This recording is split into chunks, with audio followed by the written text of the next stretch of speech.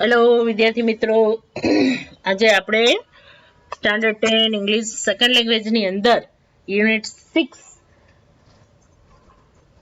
I love you ટીચરની અંદર ફરી પાછા મળીએ છીએ પાર્ટ 2 ની અંદર. હવે આપણે આગળ પાઠ છે વધારીએ, અને પાઠ આગળ વધારતા પહેલા થોડી ગાઈડલાઈન છે આપણે ફરી પાછા રિમાઇન્ડ કરી લઈએ કે જે હેલેન કેલર છે એ જન્મજાત આંધળા બેરા નહોતા, પરંતુ એને અમુક કંઈક એવો પ્રશ્ન થયો અને એ આંધળા અને બેરા બન્યા, અને પછી એને એ બોલવાની પણ એની આવડત છે એ વિકસી શકી નહીં. અને એના જીવનમાં મિસ સુલીવાન આવ્યા, અને પછી ધીમે ધીમે તેને એ આ જગત સાથે એને પરિચય કરાવતા ગયા, અને પછી એ છે ધીમે ધીમે બોલતા પણ શીખા. એટલે આવી બધી જે પ્રગતિની વાતો છે એ આપણે જોઈ. હવે જે નેક્સ્ટ સ્ટેપ છે એ જે હેલેન કેલર માટે જે છે એ વાંચવા માટેનું છે એ છે એ હવે એના ટીચર છે એને કેવી રીતે શીખવાડે છે, કેવી રીતે વાંચતા શીખા, પહેલા એ બોલતા શીખા. હવે જો એ વાંચવા માટે એના ટીચર એને કેવી રીતે ટ્રેન કરે છે જોઈએ. Finally my teacher began teaching me to read. અંતે મારા ટીચરે શરૂ કરી દીધું મને વાંચવાનું શીખવાનું શરૂ કરી દીધું. કે I first read raised letter. First read એટલે મેં પહેલા વહેલા વાંચ્યા. રેઝડ લેટર્સ એટલે કે ઉપસાવેલા અક્ષરો. એન્ડ લેટર ઓન પછી રીડ વિથ ધ બ્રેલ લિપિ, અને પછી એ બ્રેલ લિપિમાં મેં વાંચવાનું શરૂ કર્યું. આ બ્રેલ લિપિ છે એ અંધજનો માટેની છે, અને એ એના હાથના સ્પર્શથી અને આ ઉપસાવેલા અક્ષરો પણ એ જે અક્ષર ઊંચા હોય અને એના જે આકાર ઉપર હાથ ફેરવે એટલે એને અક્ષર છે એ વાંચી શકે છે હાથના સ્પર્શથી. I learned to write with both ordinary as well as braille typewriter. જો પેલા બોલતા શીખા, પછી એ વાંચતા શીખા, હવે એ શું કરે છે? I learned to write, મેં લખવાનું શીખું. With both, બંનેની અંદર ordinary as well as braille typewriter. બ્રેલની અંદર પણ એ લિપિની અંદર હું લખતા શીખી ટાઈપરાઇટર ઉપર, અને સામાન્ય અક્ષરો પણ તમે લોકો જે આપણે બધા લખી શકીએ છીએ એવી રીતે એ લખતા શીખા. I was well on my path to becoming a well-educated person. એટલે કે વેલ એજ્યુકેટેડ પર્સન એટલે સુશિક્ષિત વ્યક્તિ. બીકમિંગ એટલે બનવાના. માય પાથ એટલે મારા રસ્તા ઉપર. આઈ વોઝ વેલ ઓન, હું પ્રગતિ કરતી હતી, એટલે ધીમે ધીમે હું સુશિક્ષિત થતી જતી હતી. કે I was provided all the possible opportunity to develop my ability, and I developed great confidence, and I even visited the President Cleveland at the White House. હવે ત્યાર પછી આગળ જોઈએ તો કે I was provided, મને પૂરી પાડવામાં આવતી હતી all the possible opportunities, બધી શક્ય એટલી તકો શિક્ષક તરફથી અને માતા પિતા તરફથી. કે ટુ ડેવલપ એટલે વિકાસ કરવા, માય એબિલિટી એટલે ક્ષમતાઓ, મારી ક્ષમતાઓનો વિકાસ કરવા માટેની શક્ય એટલી તકો છે એ મને આપવામાં આવતી હતી અથવા તો પૂરી પાડવામાં આવતી હતી. And I developed great confidence, અને મારામાં એક મહાન આત્મવિશ્વાસ છે એનો જન્મ થઈ ચૂક્યો હતો, અથવા તો હવે હું આત્મવિશ્વાસ શું બની ચૂકી હતી એમ પણ કહી શકાય. એન્ડ આઈ ઇવન વિઝિટેડ, અને મેં મુલાકાત પણ લીધી. પ્રેસિડેન્ટ એટલે જે કે છે મુખ્ય રાષ્ટ્રપતિ જેને કહેવામાં આવે છે તે.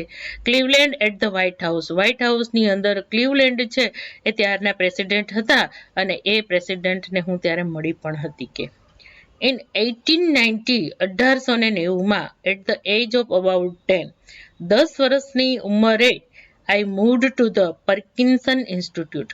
આ પર્કિન્સ ઇન્સ્ટિટ્યૂટની અંદર હું જોઈન્ટ થઈ સંસ્થામાં, સ્કૂલમાં 10 વર્ષની ઉંમરે. એટલે જો બાળકો જનરલી છે 6 વર્ષે છે શાળામાં દખલ થતા હોય, પરંતુ આનો બિચારાને થોડીક પ્રોબ્લેમ હતી, એટલે એનું જે એડમિશન છે કહી શકાય કે થોડોક છે એ 10 વર્ષની ઉંમરમાં એ ભણવા માટે શાળામાં જવા માટે સક્ષમ થઈ ગયા હતા. કે હિયર માય ટીચર, અહીંયા મારા શિક્ષક એને સુલિવાન કન્ટિન્યુડ ટુ ટીચ મી, શરૂઆત સાથે જ હતા મારે, અને એનું ભણાવવાનું મને ચાલુ જ હતું. I could make friends with other blind children here, અહીંયા બીજા આંધળા વિદ્યાર્થીઓ સાથે મેં દોસ્તી પણ કરી, એને મારા મિત્રો પણ મેં બનાવ્યા. My loneliness began to disappear. મારી જે એકલતા હતી began to disappear. Disappear થઈ જવું એટલે અદ્રશ્ય થઈ જવું. મારી જે એકલતા છે એ અદ્રશ્ય થવા માંડી કારણ કે ઘરે એકલા હતા, કોઈ એના મિત્ર હતા નહીં, શાળાએ ગયા એટલે ઘણા બધા મિત્રો એના બન્યા અને એને હિસાબે એ પોતે પોતાની જાતને એકલા ન માનતા અને એમાં એ બહુ ખુશ હતા. And my progress of learning improved quite well. અને મારી જે માય પ્રોગ્રેસ એટલે મારી પ્રગતિ શેની તો કે ઓફ લર્નિંગ ભણવાની ઇમ્પ્રુવડ ક્વાઇટ વેલ. એમાં ઘણો બધો સુધારો આવ્યો. ક્વાઇટ વેલ બહુ જ તદ્દન એવો મોટો સુધારો છે. એ મારી જે ભણવાની અંદર જે હું પ્રગતિ કરતી હતી, જે શીખવાની પ્રગતિ હતી, બીજા વિદ્યાર્થીઓ પાસેથી પણ હું શીખતી અને એની અભ્યાસ પણ કરતા હશે એટલે એને અહીંયા ખૂબ ખુશી થાય છે.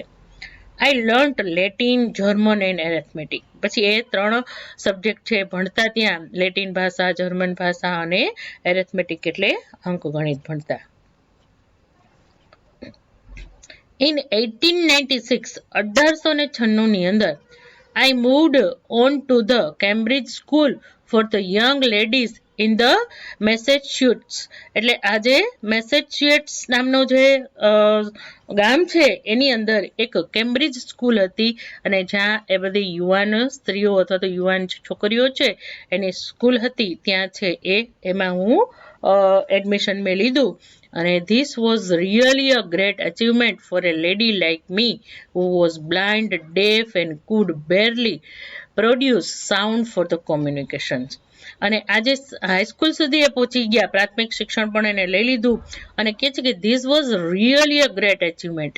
આ તો ખરેખર મહાન સિદ્ધિ છે કે ફોર અ લેડી લાઈક મી, મારા જેવી સ્ત્રી. કેવી સ્ત્રી તો કે હુ વોઝ બ્લાઇન્ડ, ડેફ કે આંધળી અને બેરી સ્ત્રી જેવી સ્ત્રી માટે આ હાઈસ્કૂલ સુધી પહોંચવું ને એ મારા માટે ખૂબ મોટી સિદ્ધિ હતી. And food બેરલી produce the sound for the communication.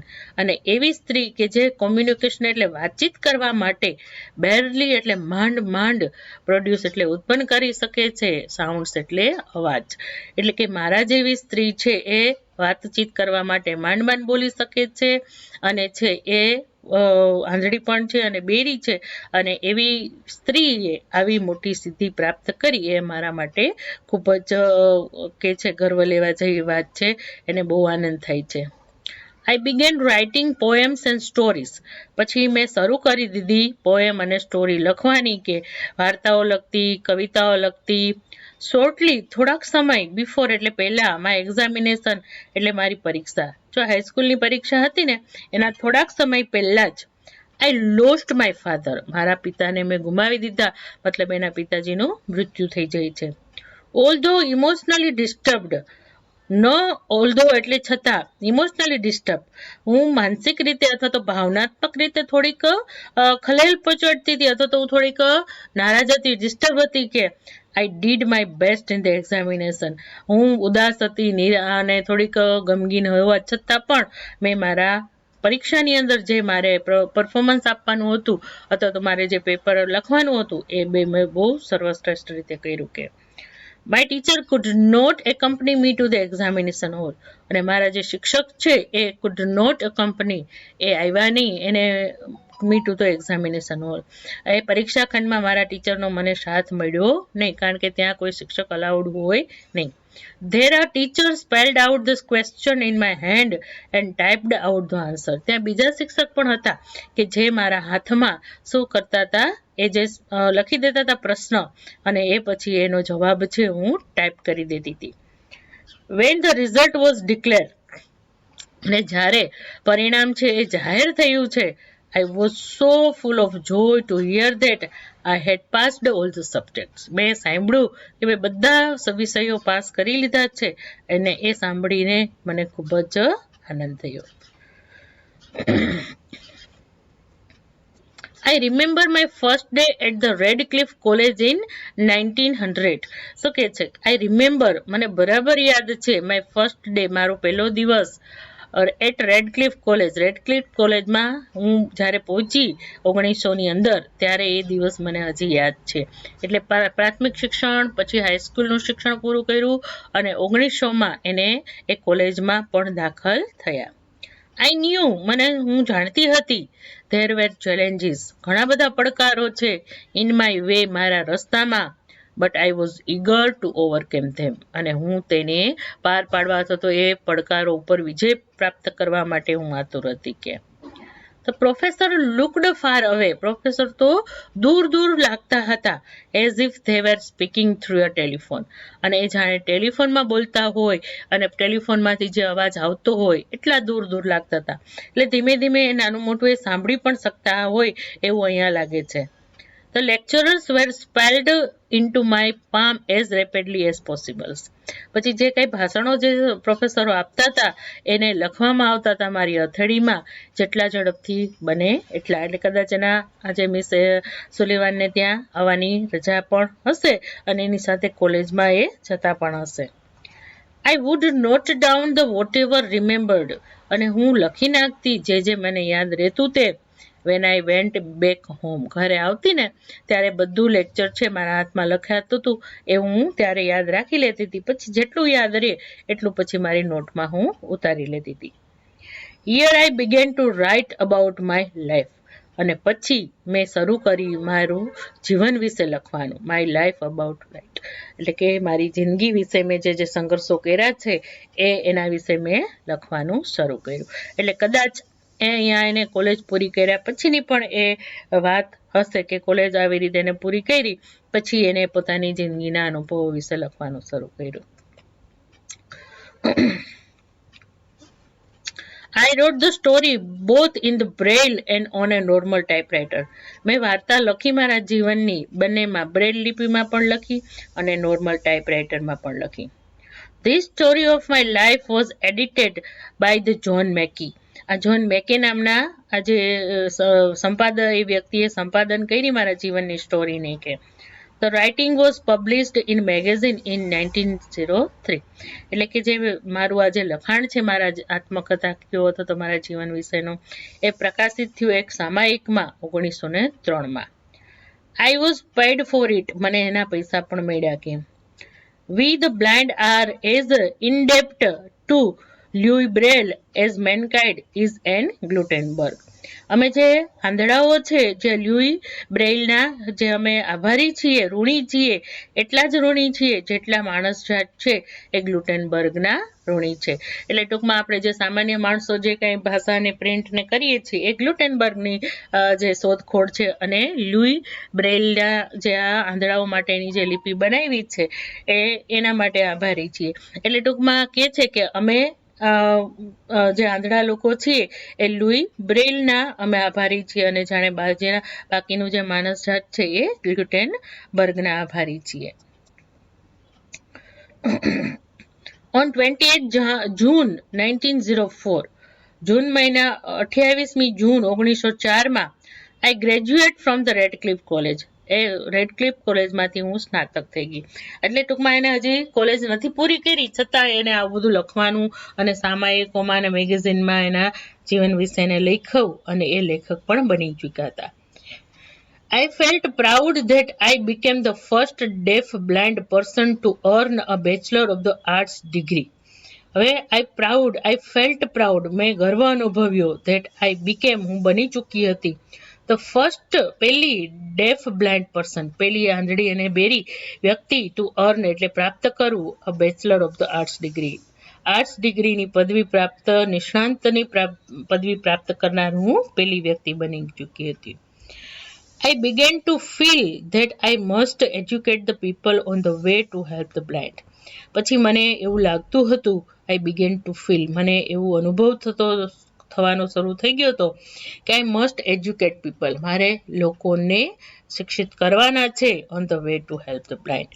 અને એ છે લોકો છે કયા રસ્તા ઉપર તો કે બીજા લોકો પણ આંધળા લોકોને મદદ કરે એટલા માટે લોકોને મારે જાગૃત કરવા છે, ભણાવવાની પરંતુ એને અવેર કરવા છે કે બીજા લોકો પણ અમારા જેવા આંધળાને કે મિસ સુલિવાને હેલેન કેલરને મદદ કરી એમ બીજા લોકો પણ એ આંધળા લોકોને મદદ કરે એના વિશે જાગૃતિ લાવવાનું મને એમ થયું કે હું એ લોકોને કહું. My prime goal in my life was to spread the awareness regarding the poor, neglected state of the blinds. My prime goal, મારો મુખ્ય ધ્યેય હતો ઇન માય લાઈફ, મારા જીવનનો, વોઝ ટુ સ્પ્રેડ, શું હતો તો કે ફેલાવાનું, અવેરનેસ એટલે જાગૃતતા, રિગાર્ડિંગ એટલે કોના વિશે તો કે પુઅર, બિચારા, નેગ્લેક્ટેડ એટલે ઉપેક્ષિત, સ્ટેટ ઓફ ધ બ્લાઇન્ડ, આજે બિચારા જે આંધળાઓ છે સમાજ એની ઉપેક્ષા કરે છે અને એના વિશે લોકો બહુ નથી જાગૃત, એટલા કે લોકો એની મદદ નથી કરતા. હવે મેં મારા જીવનનો ગોલ બનાવી લીધો, મુખ્ય ધ્યેય બનાવી લીધું કે આ અંધ લોકોની જે ઉપેક્ષિત સ્થિતિ છે, એનું જે બિચારાપણું છે, એ દયનીય સ્થિતિ છે, એને છે હવે મારે એના વિશે લોકોને મારે કેવું છે અને એને મદદ કરવા માટે પણ એને મારે સમજાવવા છે. એટલે આ બીજા અંધ લોકોની સ્થિતિ પણ સુધરે, પોતાની સ્થિતિ એટલી સુધરી, એક મિસ એને સુલેવાને એને મદદ કરતા અને એ છે આ કાર્ય કરવા માટે એ શરૂ કરી દે છે. Their innate abilities and their inspirations, I had to raise funds not only to sustain a living for myself but also to start projects to remove darkness and miseries from the lives of the other blind people. પછી શું કે છે, there ઇનેન્ટ એટલે કે તેઓની જન્મજાત, abilities એટલે ક્ષમતાઓ, એન્ડ ધેર ઇન્સ્પિરેશન અને તેની પ્રેરણાઓ માટે, એટલે કે દરેક આંધળાઓ છે ખાલી આંખોથી જ આંધળા હોય છે પણ એની અંદર જન્મજાત ઘણી બધી ક્ષમતાઓ હોય છે અને એનામાં ઘણી બધી પ્રેરણાઓ પણ હોય છે. આ હેડ ટુ રેઝ, મારે ભેગું કરવું જ છે, ફંડ્સ એટલે ફાળો, not only to sustain a living for myself, મારી જાતનો જીવન નિર્વાહ કરવા માટે જ નહીં પણ ઓલ્સો સ્ટાર્ટ ધ પ્રોજેક્ટ્સ, મેં શરૂ કરવાનું મન બનાવી લીધું કે યોજનાઓ બનાવી, રિમૂવ ધ ડાર્કનેસ તો કે અંધકાર દૂર કરવાનો છે, મિઝરીસ એટલે દુઃખો, from the lives of the other blind people, બીજા આંધળા લોકોના જીવનમાં જે દુઃખો છે, અંધકાર છે, એને દૂર કરવાની પણ મેં યોજનાઓ શરૂ કરી દીધી હતી. એટલે હવે લોકો જાગૃત થાય, લોકો બીજા આંધળા લોકોને મદદ કરે, એનામાં રહેલી ક્ષમતાઓ પહેચાને, પ્રેરણાઓ લે એનામાંથી, અથવા તો એને પ્રેરણારૂપ બને. એટલે કે છે કે માત્ર મારા જીવનમાં જ ટકાવી રાખવા હું આ કામ નથી કરતી પણ બીજા આંધળા લોકો છે એનું પણ એ જીવન છે એ સરસ રીતે વીતે અને એના જીવનમાં દુઃખો અને અંધકાર છે એ દૂર થઈ જાય. I strongly felt, હું દ્રઢપણે માનું છું કે that I must give the others what I had gained from my teacher એને. હવે કે છે I strongly felt, હું દ્રઢપણે માનું છું કે I must give the others, મારે બીજાને આપવું જ જોઈએ, what I had gained, જે કાંઈ મેં પ્રાપ્ત કર્યું છે, from my teacher એને, મારા શિક્ષક એની પાસેથી મેં જે કાંઈ પ્રાપ્ત કર્યું છે એ બીજાને પણ મારે આપવું જ જોઈએ. એટલે હેલન કેલરે પોતાનો વિકાસ તો કર્યો, હવે એ બીજા અંધ લોકોનો પણ વિકાસ કરવાની એ તૈયારી પણ બતાવે છે. Then came a dark cloud in my sky, પછી એક કાળું વાદળું મારા જીવનરૂપી આકાશમાં આવી જાય છે.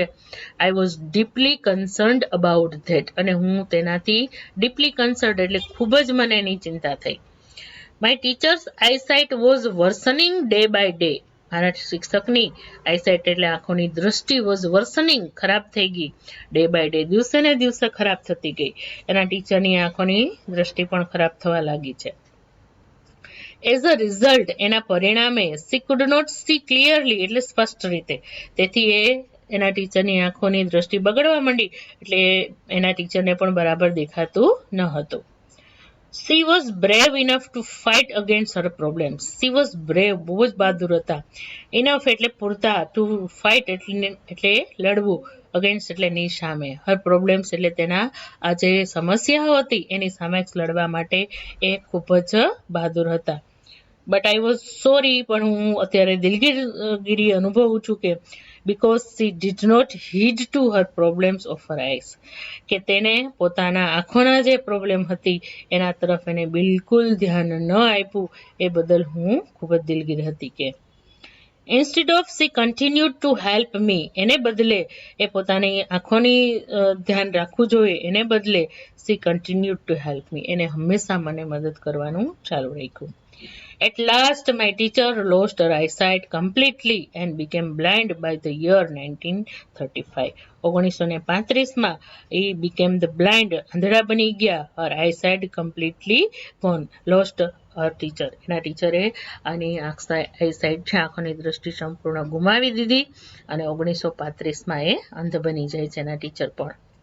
She sacrificed her eyesight for me. તેને પોતાની આંખોની દ્રષ્ટિ મારા બદલ એને બલિદાન આપી દીધી મારા માટે.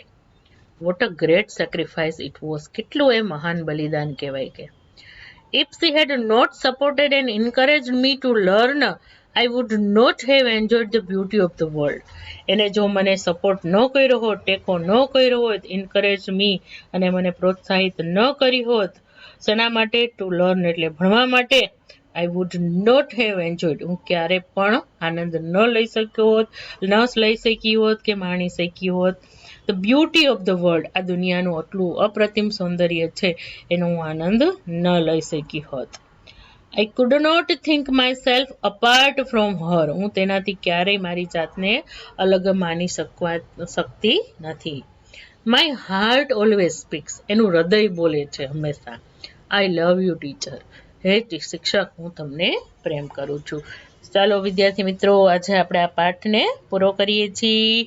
આશા રાખું છું કે તમને ગમશે અને એનો વ્યવસ્થિત સરસ રીતે અભ્યાસ કરો અને ત્યાર પછી પાછા ફરી નવા યુનિટ સાથે ફરી મળીશું.